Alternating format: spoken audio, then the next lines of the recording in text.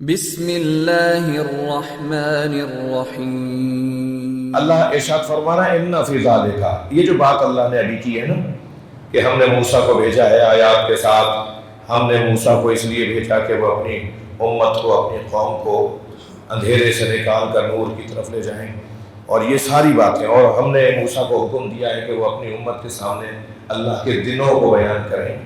یہ جو پوری بات ہے اس میں اِنَّ فِي ذَلِكَ لَآیَاتٍ لِكُلِّ صَبَّارٍ شَکُورٍ، آیات نشانی ہے ان لوگوں کے لیے جو صابر بھی ہیں اور شاکر بھی ہیں، جو صابر بھی ہیں وہ اور شاکر بھی ہیں۔ اللہ یقین جانیے، میں آیت کے آخری حصے سے بات کو شروع کرتا ہوں۔ اللہ صابروں اور شاکروں کو بہت عزیز رکھتا ہے، اللہ صابروں اور شاکروں کو بہت دوست رکھتا ہے۔ صبر کرنے والا اللہ کا حبیب ہے، شکر کرنے والا اللہ کا دوست ہے، اس لیے کہ صبر اور شکر ہی کا تو سارا مسئلہ ہے۔ بھائی سب کچھ ہونے کے باوجود بھی یہ مطمئن نہیں ہے، یہ 10 لاکھ کی سیلری لینے پر بھی مطمئن نہیں ہے، اور وہ ٹھیلے والا 100 روپے بچا کے لاتا ہے تو مطمئن نظر آتا ہے۔ تو اللہ کے نزدیک تو معتبر وہ ہے نا کہ جو صابر بھی ہے اور شاکر بھی ہے، ہر حال میں، ہر کیفیت میں، ہر حال میں اللہ کا شکر اور اس کی بارگاہ میں صبر، یعنی استقامت۔ صبر سے مراد یہ نہیں ہے کہ روتا نہیں ہے صابر ہے، جو روتا نہیں ہے وہ تو جلاد ہے۔ رونے سے صبر کا کوئی تعلق ہی نہیں ہے کہ صاحب یہ روتے نہیں ہے بہت صابر ہے، یہ صابر نہیں ہے، بیمار ہے۔ جسے رونا نہیں آتا وہ بیمار ہے، اسے علاج کروانا چاہیے۔ جی زیادہ رونے والوں کو اللہ نے پسند کیا ہے، بچہ بھی نہ روئے تو اس کی حیات کی علامت سامنے نہیں آتی۔ کسی فرد کے رونے سے اگر اس کی زندگی ثابت ہوتی ہے تو کسی قوم کے رونے سے اس کی زندگی ثابت ہوئی۔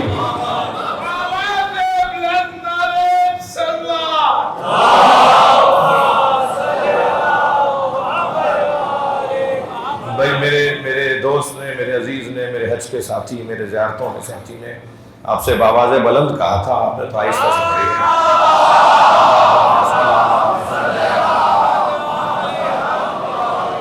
اور بھی بلند پڑھ سکتے ہیں آپ۔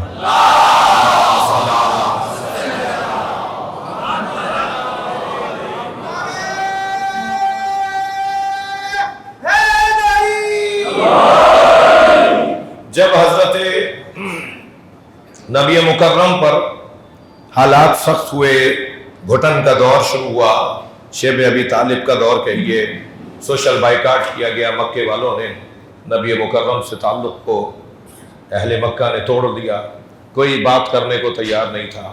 تو اس وقت جبریل امین نازل ہوئے اور نبی کو پیغام دیا اللہ کا کہ اللہ نے کہا ہے کہ اے میرے مصطفیٰ تم صبور بھی رہو اور غیور بھی رہو، صبور بھی رہو اور غیور بھی رہو۔ یہ غیور کا لفظ کتنا سنا ہے میرے بچوں نے؟ ذرا آج اس کی تشریح سن لیجئے۔ صبور بھی رہو اور غیور بھی رہو۔ تو نبی نے فرمایا کہ صبور اور غیور کیسے رہا جائے؟ آپ نے سوال اس لیے کیا تاکہ روایت بنے، روایت بنے گی تو آج مجلس میں بیان ہوگی۔ سرکار جبریل سے پڑھ نہیں رہے تھے، ہمیں پڑھانے کے لیے پوچھ رہے تھے۔ ماحول بنایا، ایک نظام مرتب کیا سرکار نے، فرمایا کیسے صبور اور غیور ہو؟ اللہ کا جواب آیا کہ غیروں کی دشمنی پر صبور رہو اور اپنوں کی دشمنی پر غیور رہو۔ ہاں میرے ایک عزیز تشریف فرمائیں جو مجھے اکثر دعا دیتے ہیں کہ اللہ آپ کو اپنوں کے شر سے محفوظ رکھے۔ ایک صلوات پڑھ اللہ محمد۔ تو یہ جو اپنوں کا جلدی فیصلے لے لیتے ہیں، جلدی رائے قائم کر لیتے ہیں، 10 سال تک آپ محنت کریں اپنی ملت، قوم کے لیے، لوگوں کے لیے، وہ ایک کوئی غلطی ہو جائے تو ایک غلطی پر قربان کر دیں گے پوری قربانیوں اور آپ کی خدمات کو۔ فوراً فیصلے شروع ہو جائیں گے، فوراً پروپیگنڈا، ہاں صحیح ہوا ہوگا، کیا ہوگا انہوں نے ایسا، یہ ایسے ہی ہے۔ ارے بھائی 50 ان کی خوبیاں تم بھلا کر میں مجموعی عمومی بات کر رہا ہوں، آپ کی بات کر رہا ہوں، آپ کے ساتھ بھی یہ ہوتا ہے، آپ کے ساتھ بھی یہ ہو سکتا ہے، ہر شخص کے ساتھ یہ ہو سکتا ہے۔ فوراً منفی بات کو اٹھا لیا جائے گا، فوراً منفی بات کو پھیلایا جائے گا اور مثبت باتوں کو بالکل نظر انداز کر دیں گے۔ بھائی ایک آدمی کی اتنی اگر خوبیاں ہیں تو کوئی یہ غلطی اس سے ہو سکتی ہے، تو نبی مکرم کو وہاں تو بات غلطی کی ہے ہی نہیں، عصمت کی بات ہے، تو اس کے بعد بھی اہل بیت کے ساتھ کیا ہوا؟ یعنی ہماری زبان میں کچھ محاورے ہیں جن کو اردو کا محاورہ تو بولا جائے گا، اسلامی تعلیمات کا محاورہ نہیں ہے۔ وہ نام لوں دو چار محاوروں کے، ہمارے کیا کہا جاتا ہے؟ دین پر دنیا بھاری۔ بھائی اردو کا محاورہ ہے، دین پہ دنیا بھاری۔ دین پر دنیا کیسے بھاری ہوگی؟ جس کی دنیا اس کے دین پر بھاری ہے، وہ دیندار کہاں ہے؟ وہ مومن کہاں ہے؟ مومن تو وہ ہوگا جس کا دین اس کی دنیا میں بھاری ہے۔ مگر ہمارا محاورہ بولا جاتا ہے، یعنی اولویت کسے دینی ہے؟ بھاری کون ہے؟ دنیا۔ دین پر دنیا بھاری، تو بھائی بھاری آپ نے دنیا کو بنا دیا اور دین کو آپ نے ہلکا کر دیا، تو پھر دیندار کہاں رہا؟ مومن کہاں رہا؟ بھائی تھوڑی گردن ہلا دو بھائی، پھر وہ مومن کہاں رہا؟ ایسے ہی ہمارا ایک محاورہ اور بھی ہے، کچھ تو ہوگا جو اتنی باتیں ہو رہی ہیں۔ مثلا کہا جاتا ہے کہ زبان خلق را نقار ہے خدا کے، زبان خلق کو نقار ہے خدا کہیے، یہ ہے نا محاورہ ہمارا۔ یعنی اگر لوگ بول رہے ہیں، تھک تو نہیں رہے آپ میری بات سنیں، اگر لوگ بول رہے ہیں تو کچھ تو ہوگا۔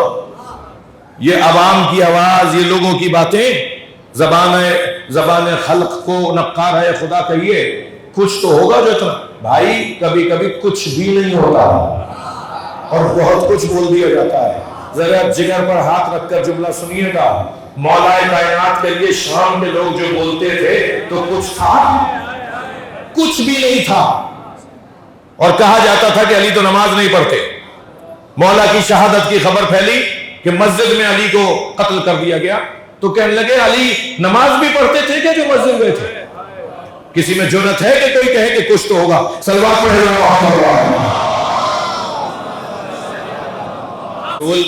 آپ غیروں کی دشمنی پر صابر رہے اور اپنوں کی دشمنی پر غیور رہے۔ غیور غیرت کے خاندان کا لفظ ہے، غیرت جی، غیور رہے، انہیں غیر نہ سمجھیں جی۔ وہ میں نے جو شکوہ کیا اب اس کے ساتھ میں اس کو ازالہ کر رہا ہوں، یعنی اپنے اگر آپ کے ساتھ دشمنی بھی کر رہے ہیں، اگر اپنے آپ کے ساتھ زیادتی بھی کر رہے ہیں، تب بھی یہ آپ کے اپنے ہیں جی۔ جوانوں کی تعداد بزرگوں سے کم نہیں ہے مجلس میں، ایک جملہ کہہ رہا ہوں، مولا علی کی ذوالفقار پر ایک جملہ کندہ ہوا تھا، ایک جملہ حق ہوا تھا، کاکی ہوئی تھی، کندہ ہوا تھا جی، کھدائی ہوئی تھی۔ مولا علی کی تلوار پر ایک جملہ کندہ ہوا تھا۔ وہ جملہ سناؤں؟ اپنے مضمون پر بات کر رہا ہوں۔ وہ جملہ یہ تھا، مولا علی کی تلوار کے اوپر جملہ یہ تھا کہ توجہ ہے، سل من قطعک، اس رشتہ دار سے تعلق جوڑے رکھو جو رشتہ دار تعلق توڑتا۔ توجہ ہے؟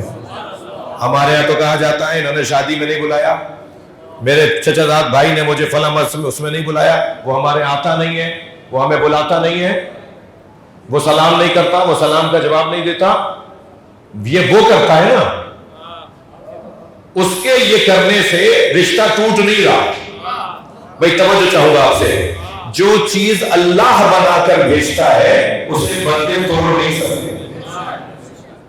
یہ رشتے اللہ نے بنائے، فلاں کا نواسا بنایا ہے، آپ اپنی پسند سے نہیں بنے، فلاں کے بھتیجے بنے، فلاں کے چچا زاد بنے، فلاں کے بھانجے بنے، یہ ہم اپنی پسند سے نہیں بنے، یہ اللہ نے ہمیں رشتوں میں ڈھال کر بھیجا ہے۔ تین چیزیں ہی تو ہم لے کر آئے نا اللہ کے یہاں سے۔ کوئی ڈاکٹر پیدا نہیں ہوا، کوئی انجینئر پیدا نہیں ہوا، کوئی مفتی، کوئی مجتہد پیدا نہیں ہوا۔ میں آپ کی اور اپنی بات کر رہا ہوں، آئمہ کی بات نہیں کر رہا۔ ہاں یہ وہاں سے پڑھ کر آئے ہیں، یہ وہاں سے قابل بن کر آئے ہیں، یہ وہاں سے سج کر آئے ہیں، بات میں آپ کی اور اپنی کر رہا ہوں. ہم جو آئے ہیں نا اس دنیا میں وہ صرف 3 چیزیں لے کر آئے. ہم ڈاکٹر انجینئر بن کر نہیں آئے, ہم 3 چیزیں لے کر آئے. اللہ نے 3 چیزوں پر ہمیں دنیا میں بھیجا ہے. سب سے پہلی چیز روح, یا پہلی چیز بدن, دوسری چیز روح. بدن بنا پہلے, پھر 4 مہینے کے بعد اس میں روح آئی. تو بدن, دوسری چیز روح, اور تیسری چیز ہے تعلقات. تعلقات ہم اللہ کے یہاں سے لے کر آئے. یہ رشتے اللہ نے بنا کر بھیجے. جب رشتے اللہ نے بنا کر بھیجے ہیں تو پھر اللہ کا بنایا ہوا تو کوئی توڑ نہیں سکتا. جب علی کو اللہ نے امام اور ولی بنا دیا تو ساری دنیا مانے تب بھی ولی ہے, نہ مانے تب بھی علی ہی ہے. تمہارے نہ مانے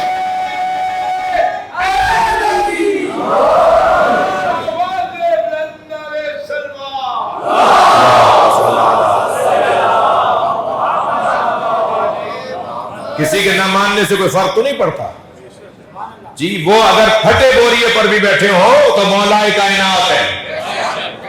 وہ اگر ٹوٹے جھلنگے پر بھی بیٹھے ہوئے ہو تو مولا کائنات ہے. کسی کے ماننے سے نہیں مان رہے تھے تو کیا اس وقت علی ولی نہیں تھے جی؟ آج کوئی نہیں مان رہا تو ان کے نہ ماننے سے کیا علی ولی نہیں ہے؟ وہ مفتی اسحاق صاحب مجھے یاد آ گئے, فیصل آباد والے, مدینہ ٹاؤن کے اندر میں ان کے خدمت میں ان کو سلام کرنے جایا کرتا تھا. مرحوم مغفور, وہ اپنے مجمع میں, سنی مجمع میں خطاب کر رہے تھے تو کہنے لگے کہ یہ شیعہ سنی کا جو جھگڑا ہے یہ یہودی کا پھیلایا ہوا ہے. شیعہ سنی میں اختلاف ہے, جھگڑا نہیں ہے. اختلاف اور ہوتا ہے, جھگڑا اور ہوتا ہے. اختلاف تو حسن ہے بھائی, اختلاف میں تو جمالیات ہیں, حسن ہے. تو جب انہوں نے یہ بات کی تو ایک سوال کی پرچی آ گئی. کہا مفتی صاحب آپ نے کہا کہ سنی شیعہ کا جھگڑا یہودی کا پھیلایا ہوا ہے, تو شیعوں کا تو کلمہ علیحدہ ہے, شیعوں کی تو اذان علیحدہ ہے, شیعوں کی تو روزہ وہ 8 منٹ بعد کھولتے ہیں ہم سے, وہ تو نماز 8 منٹ بعد پڑھتے ہیں. اور ایک لمبی لسٹ انہوں نے بتا دی کہ یہ تو یہ کرتے ہیں, یہ تو یہ کرتے ہیں. تو مفتی صاحب نے کہا ان سارے سوالات کے جوابات تمہاری کتابوں میں لکھے ہوئے ہیں, تم اپنی کتابیں اگر پڑھ لو تو تم پھر شیعوں پر اعتراض نہ کرو. تو انہوں نے بعض سوالات کے جوابات دیے اس نشست میں, جو میں نے دیکھی نشست ان کی. ان میں سے ایک جواب انہوں نے دیا کہ تم جو یہ کہہ رہے ہو کہ شیعوں کا کلمہ علیحدہ ہے, تو شیعہ کیا پڑھتا ہے؟ شیعہ کیا پڑھتا ہے؟ لا الہ الا اللہ نہیں پڑھتا, محمد الرسول اللہ نہیں پڑھتا. تم بھی لا الہ الا اللہ پڑھتے ہو, وہ بھی پڑھتا ہے. تم بھی محمد الرسول اللہ پڑھتے ہو, وہ بھی پڑھتا ہے. شیعہ ان 2 کلموں کے بعد ایک کلمہ اور پڑھتا ہے, اور وہ ہے علی ولی اللہ. تو اپنے مجمع سے کہنے لگے مجھے ہاں نہ میں بتانا, علی اللہ کے ولی نہیں ہے؟ اپنے مجمع سے کہہ رہے ہیں مجھے ہاں نہ میں بتاؤ, علی اللہ کے ولی نہیں ہے؟ تو سارے مجمع نے کہا ہاں علی اللہ کے ولی ہیں.